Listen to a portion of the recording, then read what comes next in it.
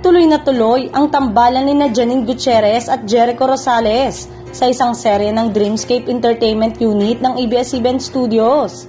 Chika ng source, may ibang mga artistang kasali sa serye na yon ang nakapag-taping na. Sabi ng isang inusisa, si Janine nga raw ay magte-taping na sa May 28. Yes, kasama rin sa seryeng yon si Jody Santa Maria. Ayaw magkwento ng source ng mga detalye sa istorya ng serye pero exciting daw yon. Sigurado raw na magugustuhan ng mga fans ang tambalang Janine at Jericho.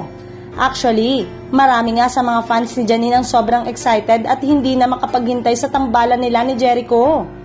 Kung sa bagay, halos ilang taon ding namahinga si Jericho at malamang ay hindi niya halos makakasalubong o makakasama si Janine at first time. Yon, nasakaling makatrabaho niya ang magandang aktres.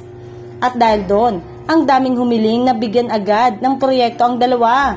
Feeling nga nila, bagay na bagay sa dalawa ang role na mala Barbie at Ken. Well, dahil may Kim Chiu naman at Paolo Abilino.